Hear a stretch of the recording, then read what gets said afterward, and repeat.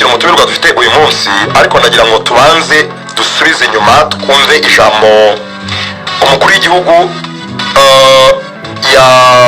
yavuze kuri siporo by'umwihariko ubwo yaganiraga n'abanyamakuru ku munsi w'ejo. Ikibazo yabashijwe na Rigoga uko abona iterambere rya siporo naho igana uyu munsi. Siporo bisa nkaho yo itari ku muvuduko w'iterambere ry'igihugu uko izindi nzego zigenda zitera imbere, ubuzima, umutekano, imibanire mpuzamahanga, uburezi n'ibindi. Siporo kuki intambwe zayo ari ngufi? Hari icyo umukuru w'igihugu yabivuzeho, reka tumwumve tugaruke mu kanya twakira umutumirwa wacu uyu munsi. Turacyafite n'amakuru menshi yo siporo iracyari hano ku meza. Sinzi niba ari siporo gusa, ariko siporo yo siporo ni warebamo ibintu nka bibiri cyangwa bitatu. Icya mbere, agaciro biha ni akahe? What do you want to give? What value? Agaciro biha siporo ni akahe? Icya kabiri, witeguye ute kugira ngo ku gaciro kabeho cyangwa se gakure kazamuke? Ururimi rw'icyongereza ni organization. How do you organize? Icya gatatu ni talent. Ubona mu bantu kuba badafite talent, you can't blame them. If I have no talent for football, really, don't blame me. It's not my fault. So,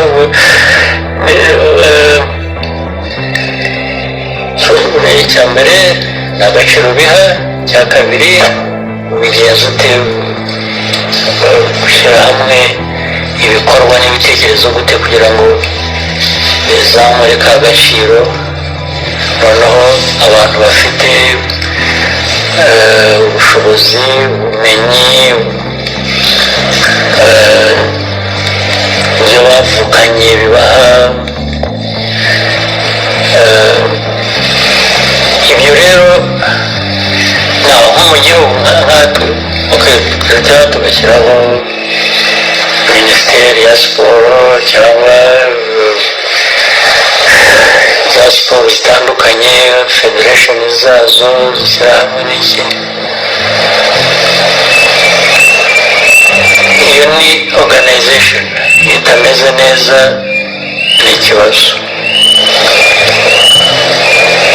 Ikindi, umuco mujye muha agaciro. Umuco ufite agaciro. Umuco mvuga ni iki? Hari n'abantu baba bazi umupira, cyangwa hari na organization ihari, cyangwa abayobora nabo barahari, ariko umuco bafite ndahoraga mbivuga ku mugaragaro. Ugasanga abakinnyi b'umupira aho kugira ngo bakine rwose bashyireho umwete n'umutima ubishaka n'iki, bagatangira gutekereza utuntu bashyira mu izamu kugira ngo yongeyeho ibintu byose uba wabikuriye na zero. N'uriya munyezamu ushatse ntawamushyiramo, kandi niba wizeye twa tuntu wadushyizemo ukamwihorera ugashyiramo wiki. Ibyo rero bigera no ku bantu, ni kamere y'abantu, ntabwo bafite ukuntu abisobanura bihagije.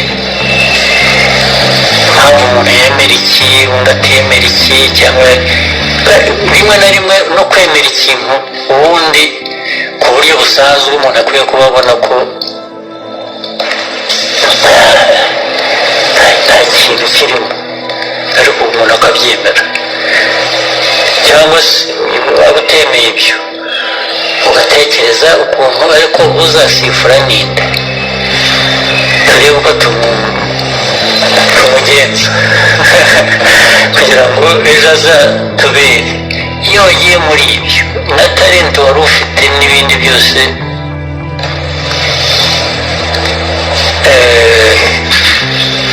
ariko ubundi umukino siporo kugira ngo itere imbere ukora biriya bintu nakoze nakubwiye, ariko noneho ukaravuga uti rega siporo habamo gutsinda habamo gutsindwa, kandi muri uko gutsinda no gutsindwa harimo gutera imbere.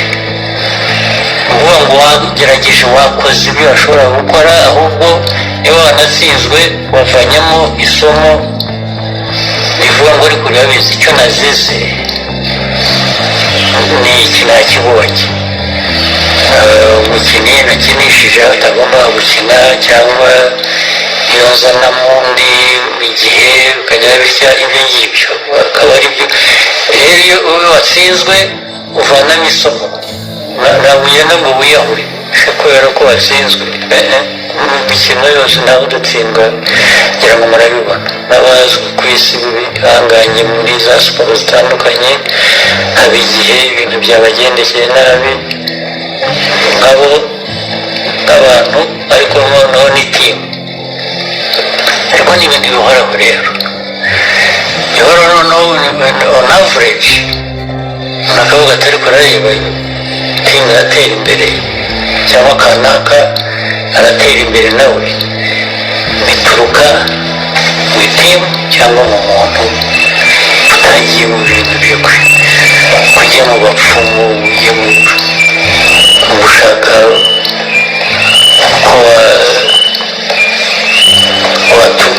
watugira abantu, cyangwa hari ibindi bibi bakora ntabwirwa mvuga, kugira ngo ajye mu kibuga yacitse intege adashobora gukina, adashobora no guhagarara, bamuvangiye imiti.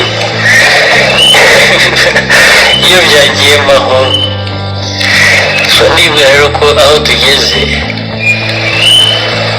hari abantu benshi abanyarwanda bafite muri bo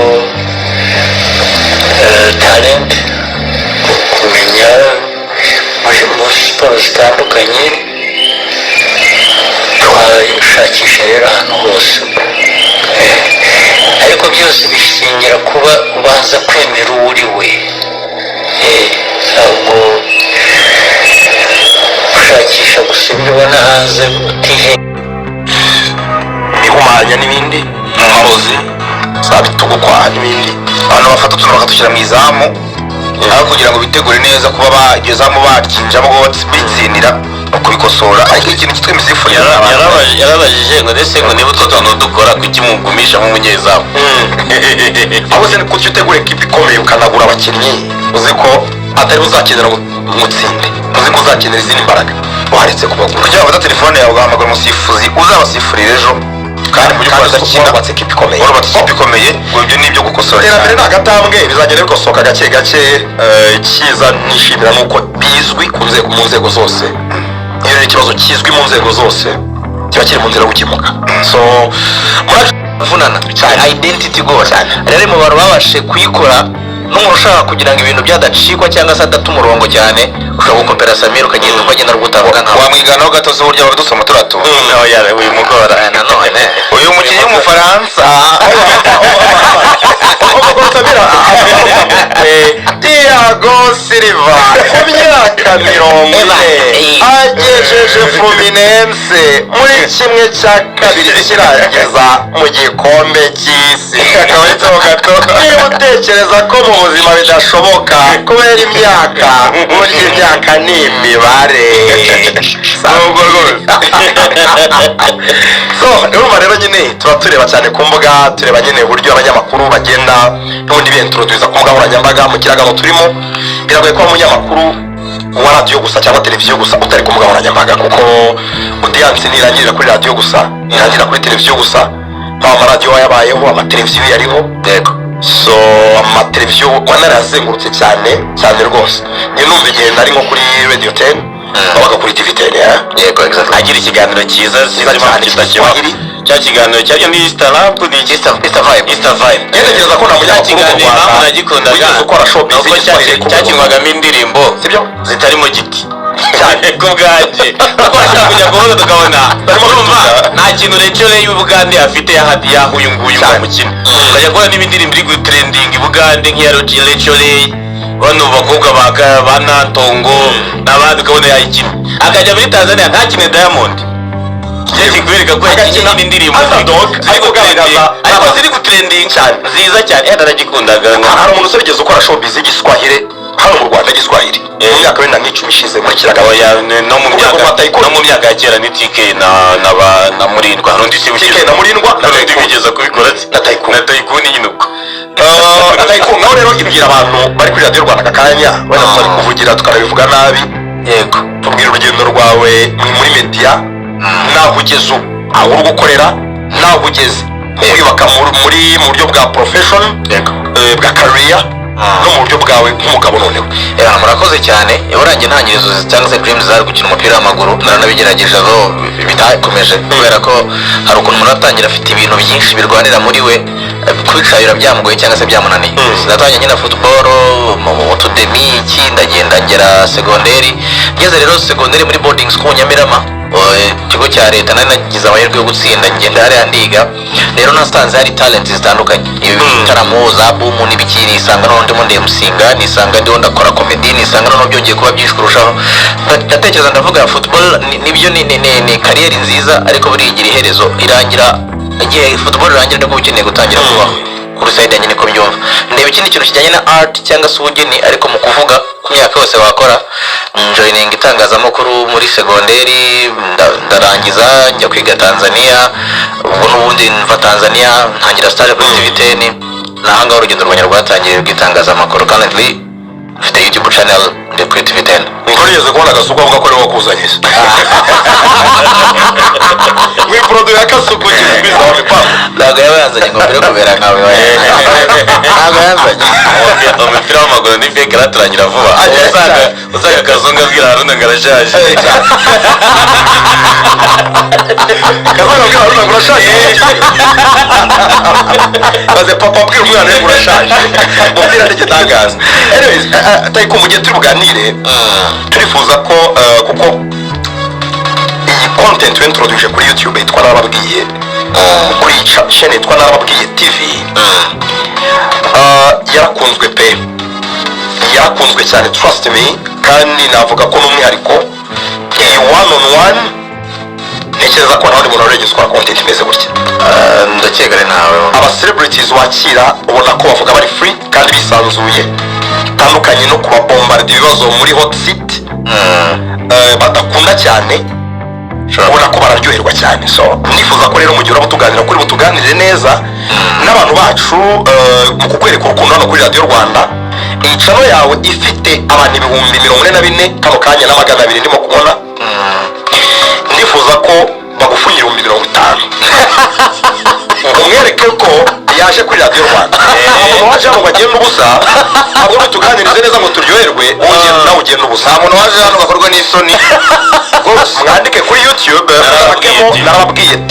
narababwiye TV mukore subscribe kuri channel ya Tycoon Ndahiro afunga 50,000 nyuma y'iki kiganiro birenze cyane sibyo noneho dukomeze tuganire Tycoon ndebye igihe maze nkuzi n'uburyo wagiye ujya kubitangazamakuru twavuze ko ufite umunyamakuru afite tara mu by'ukuri mu bintu ukora tari idasanzwe noneho mu bintu by'imyidagaduro cyane tara ndetse isumba navuga urwego showbiz nyarwanda ifataho ibintu ku buryo rimwe na rimwe imikorere yawe ya showbiz yagiye ibyara controversies ibintu bitavugwaho rumwe haba igihe cyawe cyo kuri televiziyo haba ku ma Instagram n'ubu kuri narababwiye TV kubera ko nyine urwego wowe maybe n'abantu models bawe uburyo bikora ku rwego mpuzamahanga hari agatambwe showbiz nyarwanda itatera hari itaragera bikabyara controversies maybe zitari ngombwa ariko ni ikibazo cy'igihe showbiz igakura ibyo bakumva ko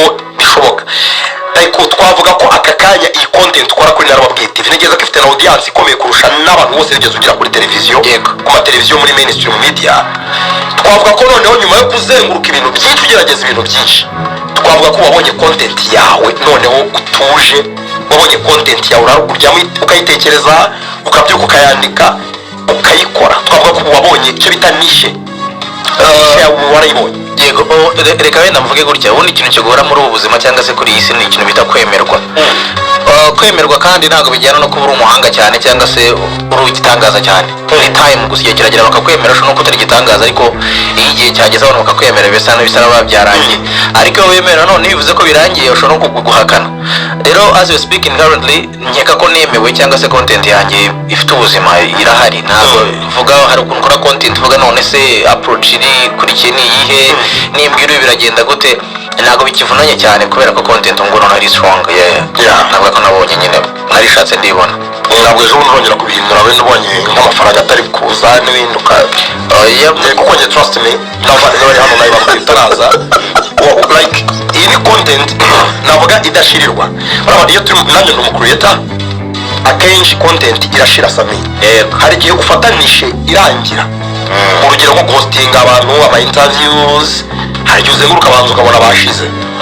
Ariko nk'iyi content yawe one on one kubera ko ni curiosity, ni ibibazo bya curiosity, kuganira ku zindi profile z'aba celebrities, ntacyo bitwaye ko umuntu nyuma y'ukwezi wari waraje agaruka akongera akavuga. Bivuze muri content itarangira kandi iri very very exciting. Niyo mpamvu rero ngubajije niba koko waramaze kugwa mu bintu byawe ubu ngubu ukaba uryohewe na content. Content iraryoshye, ikindi murana options cyangwa se okay ushobora gusanga option B ari nziza kurusha A cyangwa se wenda itegera A, ariko ntabwo gerageza kujya munsi yayo cyane. Ubu ngubu mu gihe yabirangiye kubera ko itegura ibintu nta mugani icyo tegura n'iherezo ryabyo. Mu gihe byaba bisa naho biri guslowing down, hari phase 3 zo muri marketing: introduction, growth na decline. Bibaho ko yitwa life product cycle, kandi ibintu byose bibaho life product cycle. Rero ningera kuri decline stage zongera muri cyo bita introduction stage. Ushobora kuza mu bundi buryo n'iriya content cyangwa se nkazana inshyashya gusumbiriye. Aricya controversy abashijeho nifuza kukivugaho, wenda hari abantu babifashe personal, some people kuki yamvuzeho gutyo ukabyumva n'iki nkeka ko turi mu Rwanda cyangwa turi mu gihugu aho umuntu ari free. Ibitekerezo biragenda, umuntu arahumeka, afite ubwisanzure bwo kuvuga. Rero ntabwo naberaho umuntu, niba wenda Lorenzo afite uko yumva, wenda Iberi nuko byumva nyine afite uko abitekereza. Byo kuba hari indi mpamvu wenda vuga ngo ni personal cyane, kutabyeditinze, kutagize ibi nibe there's no fault. Ariko ngira ngo uranabizi ko abafite platforms online dufite inshingano nanone zo kuyobora ibitekerezo nanone mu buryo cyangwa ubundi byabo twakira, kugerageza kudatambutsa ibintu bishobora kuba navuga harmful ku bantu cyangwa se bishobora kuvamo n'ibyaha. Ngira ngo izo nshingano nabizi ko tubifite. Erega mbere yo ko umuntu w'umunyamakuru abanza kuba umuntu, na nyuma yo kuba umunyamakuru abanza urengera ukaba umuntu. Rero nanjye ndi umuntu buriya sinibaza ko narekura ikintu nzi ko kigiye kubangamira miliyoni 10 na zingahe ziri mu gihugu. Ubu ngewe niba ari feeling cyangwa ibyishimo nari kugira umunsi nabyigomwa cyangwa byitesha nka saving ibyo bishimo bya miliyoni zirenga zingahe. Rero hari igihe usanga bibaye subjective cyane, umuntu akavuga ni ngewe kandi ugasanga icyo gitekerezo cy'umuntu yavuze kigiye gusevinga za miliyoni. Niyo mpamvu mvuga ngo I consider less than anybody. Interview abantu bamaze gukunda cyane content anashyiraho, ndabona bari no kumbaza ngo twongere tubasubiremo iyo channel ngo yo umuje n'uburyo yitwa ubaraza kuyibabwira, yitwa Narababwiye TV. Abantu bamaze gukunda content ushyiraho, ubwo iyo abantu bamaze gukunda ibintu, niyo bamaze gushyira ibintu byinshi bifite uburyo byakirwa muri societe. Hari content wenda waba warashyizeho ukabona iteje iyo controversy, ukabona nyine abantu baguhumekeye mu bitugu bahangana basigiye kuri play, abantu bakuri mu gatuza. Ntabwo baratangira almost every content ifigira result yayo cyangwa igira ibyo itanga n'itanu. Ariko navuga ko mu minsi itambutse content nakoranye na Robin Ngabo umunyamakuru kuri Radiant TV 10 avuga ku muhanzi Tom Close, avuga kuri Tom Close, avuga ko atemera indirimbo ze ko zitamuryohera, avuga ko atamwemera, avuga ko Tom Close ari overrated cyangwa se urwego ashyirwaho aterwa mu buhanzi. Mu buhanzi Tom Close uko donc umuziki afite uburyohe bwawo ntabwo buhura nuko abantu bawufata. Cyari igitekerezo cyariko cyateje controversies, nabonye isi ya showbiz yarahagurutse, ariko yari opinion y'umuziki ntekereza ko itari harmful, ko nta gitutsi cyarimo. Hari ingaruka byakugizeho, hari ingaruka byamanyira igitangazamakuru. Okay, biba biri funny cyane twebwe muri entertainment. Ebana bro, biri funny cyane, biri funny. Okay, nta ngaruka zigize, ariko hari pressure amatelefone y'abantu bla bla bla bla iki n'iki, ariko nkeka ko with time bagiye babyandastandinga banabyumva kubera ko sinenda kureka content. Amura gusabye kuyisiba yarayisabye, ntago babura cyane. Hagati ya Ngabo Robin na Tom Close ndaguhamagaye, ari gusaba gusiba agira icyo akubwira kuri ira content. Next question. wigeze akubwira ko nawe barimo kumumekera mu bitugu ko abana ngabo ajya agize ibihe bitoroshye wenda sinzi ko wenda yaba free ngo azabivuge cyangwa urumva leta yabivuga ariko yavuze ku muntu ufite abafana iyo uvuze ku muntu nuko nk'ubu wavuga ngo Arsenal ukina umupira mubi uzarebe nk'aka kanya turimo turavuga kuri APR abantu bamanura imiriro bavuga bati ariyo mwayimye umwanya mubanzi mwe mushoboze ni nk'ibyo nyine ariko zandari namenye ngabareyo nabo baravuze ati uwo muhungu ni uwacu Tom Close witonde abareyo ngo barakuruze indirimbo zawe ntabwo ziruta Rayon Sport umuvugizi wacu bari we nka Rayon Sport na Tom Close yewe ndimo nareba ibiganiro wenda nk'icumi biheruka ikiganiro mbona giheruka gikoranye n'umuhanzi Davis D, icyaherukaga wagikoranye na Nyakso n'umukomedian, ikindi cyaherukaga wagikoranye na Juno umuhanzi ukomeye, ikindi wagikoranye na Nyambo aba muri sinema mu actrice ukomeye, hari icyo wakoranye na Rumaga, hari icyo wakoranye na TK Tijara, hari icyo wakoranye na Ishkevin, hari icyo wakoranye na Riderman, ndimo nareba icyo wakoranye na Nizo Kabos, Bulldog, Ngabo Robin, Oswakim umunyamakuru ukomeye, Clapton.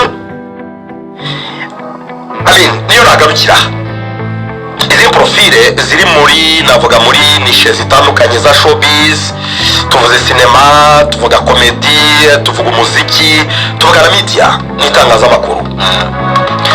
Bikorohera gute approachinga aba celebrities bari muri izi nishe zitandukanye bakaguha interview kandi ukabona ko bishimye, bakakwemerera kubisanzura nk'uko twabibonye abo kiganiro kiri fani cyane bagiranye na Shadibu n'icyo bagiranye na Nyambo very recently. Bikorohera gute ku approachinga aba bantu kandi mu mikorere ya showbiz warabaye n'umuntu utavugwa urumwe kuko ikiganiro wakoranye na Ngabo Robin ikiganiro wakoranye na Ngabo Robin cyakabaye cyaratumye hari abantu bavuga ati kubona isabwa asigaye akora ibintu abantu bakamwatsaho umuriro.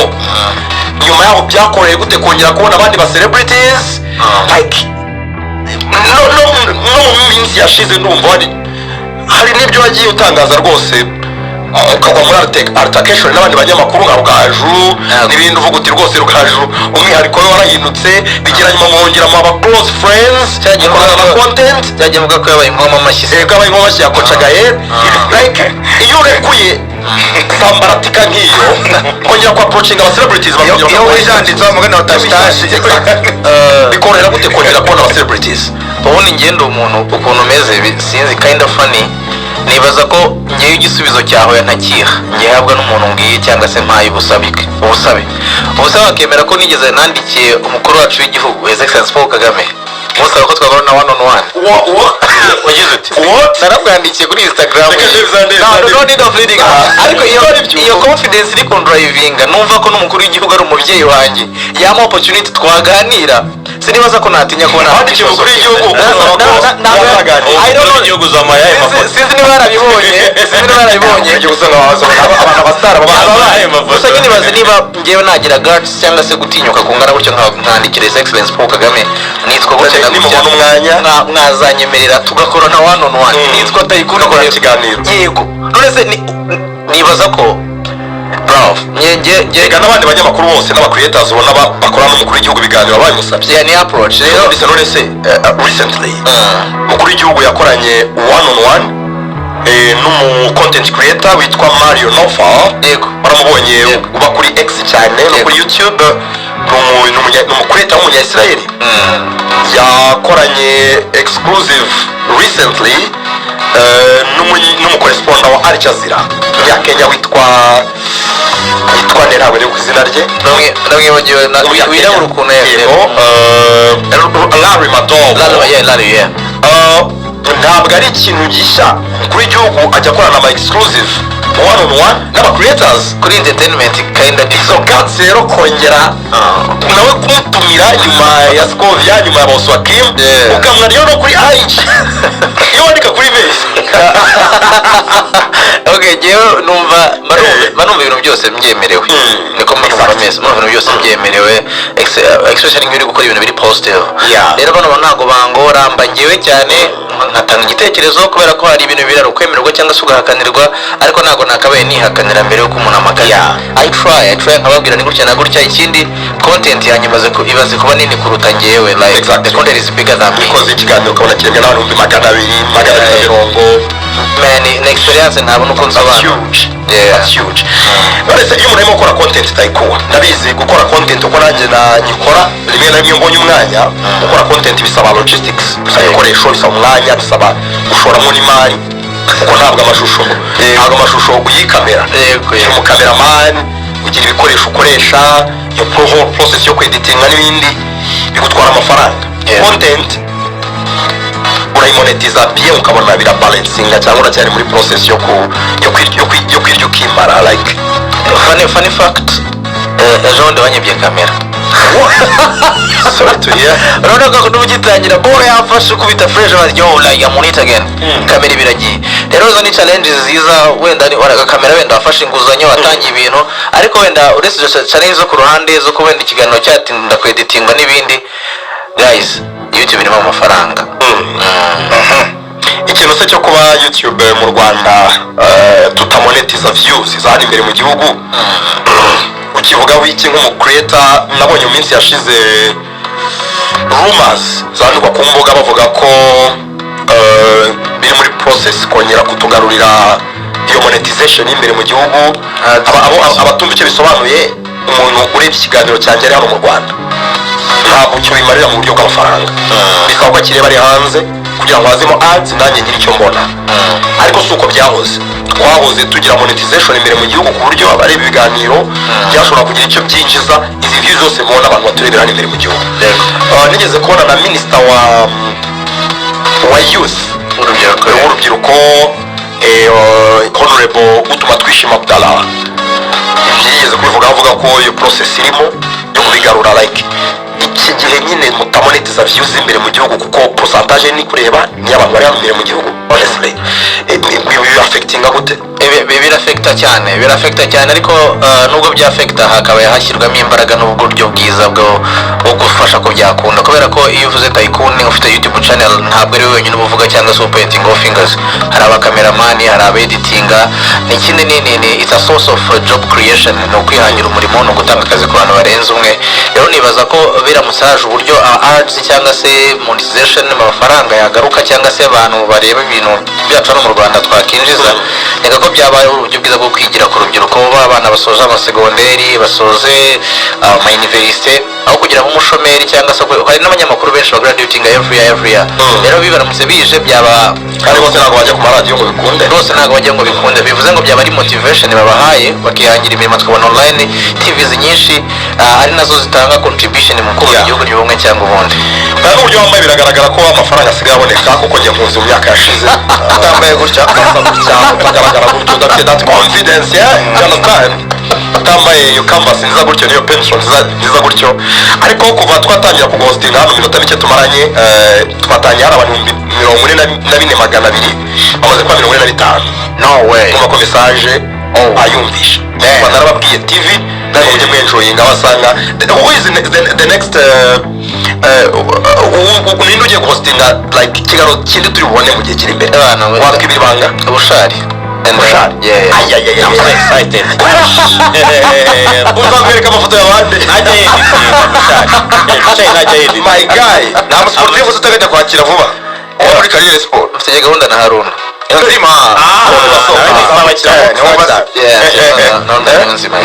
Bush ubwo niwe tugiye kureba mu minsi mikiri imbere, muzabikunda gashobora kuba ni n'uyu munsi unawuze. Amasaha 16 uploadinga nyuma y'amasangahe 28 yenshishamo iminsi 4 kabisa. iminsi 4 nibwo bukimirikinze neza, nibwo ukinyunyuje neza cyane rwose. So Taiku, abantu basura cyane urubuga rwawe rwa Narababwiye TV ibiganiro bya one on one, like tujya twumva kenshi sometimes iyo nk'umuvugizi wa RIB arimo aragaruka ku creators biri mu bitagarukaho cyane. Actually umuvugizi wa RIB ni umuvugizi w'urwego rw'igihugu rw'ubugenzacyaha, Rwanda Investigation Bureau. Ariko nka 70% y'ibintu avuga mu itangazamakuru akenshi abagira inama ba creators, kandi hari n'ibindi bintu byinshi bimureba. abatera kaca abakora mu mufuka abakora ibyaha bitandukanye ariko cyber crimes biri mu bintu bimuhangayikisha cyane icyo bisobanuye biragaragara ko cyber iriho ibyaha byinshi n'ibitaratangira kuba biri potential like ni ibintu bigaragara ko ari ikibazo cy'igihe bikaba yego ni ahantu abantu bahurira baruhurira umutima bavugira ibyo bashaka bataka abandi uwo mukoro wo gutuma nibura hari n'uburyo ntagira akavuga amazina atavuga mu izina ryawe ngo akubwire kwitwararika like uwo mukoro nk'umukureta umva gute ukaba guhumekera mu bitugu agucira umurongo akubwira ngo nyaboneka nurenga uraba utangiye kugana ahaganisha ku byaha ni pressure biraborohera kumva izo responsibilities izo nshingano mboneragihugu zo kubungabunga ubuzima bwo mu mutwe bw'abanyarwanda kutataka abantu kutibasira imiryango y'abantu gutuma abantu bakumbuga nkoranyambaga ariko ntibabone ibintu biri toxic like uwo mukoro mwumva gute nk'abakuriyetas nk'abari by'umwihariko ayi personally niba ari urwego rwa nyuma na nyuma ntekereza kurusha izindi ni rib iza nyuma cyane yewe na murangira bisire mu bantu ntekerezaho nyuma kubera ko mba numva nta kintu cyenda kumuza nawe vuba cyane kubera ko I'm not planning kuba nakora ibyaha cyangwa nabigira mu nibaza ko umutima nama cyangwa se mbwira ethics umuntu aba afite nk'umuntu nk'umunyarwanda zakabaye zikurinda cyane guhura n'amategeko kubera ko amategeko akaba yaza nyuma y'uburere wahawe cyangwa se n'uburere igihugu kiba cyaratwofereza cyaraduhaye rero nibaza ko ibintu byose nkora content creating mba nabanje gutekereza kuri njyewe ubwanjye ari njyewe uri kubireba nabaye nishimira kubireba rero nsanze mvuye kuri njyewe nka judging an audience nkareba igihugu cyacu ko kimeze kubera buri hari impamvu rega ibihugu biba bifite imipaka kino cyiswe u Rwanda ikindi cyitwa Uganda agahugu umuco n'akandi umuco hari ibintu bakora muri Uganda utakora muri Tanzania atari uko wenda bitakunda ahubwo atari uko societe ari uko societe y'icyo gihugu iri gusavinga kitabyanditse nka umurongo kitawugenderamo rero ntabwo ndi guplaninga kuba najya mu nzira itariyo ariko turimo turasoza iminota twari twihaye yo kuganira kuri content yawe irimo irarangira ariko usoze utubwiye kuko turi kuri radiyo aka kanya reka nikundemo gake ni ibihe biganiro bya radiyo bitanu wumva cyangwa se ukunda kurusha ibindi mu Rwanda ibiganiro bya radiyo bitanu ukunda kurusha ibindi hano mu Rwanda ibana byanze bikunze ubwo ni urubuga rw'imikino urubuga rw'imikino ni urwa mbere kubera ko bigaragaramo numbers nkeka ko ibintu bya YouTube mwajoininze after ariko mubona ukuntu muri kubyigana abantu mwasize abantu mubiri bigaragaza how people trust in you nkunda ikiganiro cya Oswakim cyo mu gitondo zinduka kabisa na Rameshi ubwo ni kabiri ikiganiro cya gatatu ndeba cyangwa se nkurikira ni urukiko rwa Robin na ba Claude urukiko rw'imikino kuri radio 10 yego ubwo ngubwo kane ni ikiganiro cya ntayo bya I think sezeba ni ikiganiro cya YouTube kijyanye na politike cyane yitwa Besani ntayombya ikiganiro cyitwa long form bakikora mu cyongereza ubwo ngubwo gatanu ni nkunda ikiganiro cyangwa se nkurikira ikiganiro cya BNB kimugoroba cyitwa Sports Bar Tebye Taiko tugushimire kuri channel yawe twahasanze 42 hiyongereye igihumbi ubundi 44,200 ubundi 45,200 barakomeza biyongereye igihumbi this is massive mare appreciate twakoze kwitabira utumire bwacu kandi nageza ko abantu bakurikiye iyi interview batugiranye nizera ko baryoye cyane tuzasubira utasongera tugutumire tujye tuganire kuri umunyamakuru iyi ni interview nini cyane ya mbere nkoze mu Rwanda merci asante sana rakoze cyane Taikuni hanyuma ni byinshi tubazoganira rero nizera ko mwaryohewe abantu baryohewe se babonye feedback y'abantu baryohewe kabisa barimo batubwira bati umujene turamwemera cyane akora utuntu turyoshye urumva tuba turi entertaining and educative cyangwa se tuba dushimishije abantu birumvikana rero ubwo banamufollowing nyine bakomeza bamuteza imbere nabakomeza tuzane content zubaka societe nyarwanda birumvikana harimo n'abantu bari Nyagatare batubwiye ko bari kutwumva batubwira ko bamukunda urumva ko umuntu ari Kigali akora ibintu bikagera Nyagatare birabashimisha ariko abantu b'i Nyagatare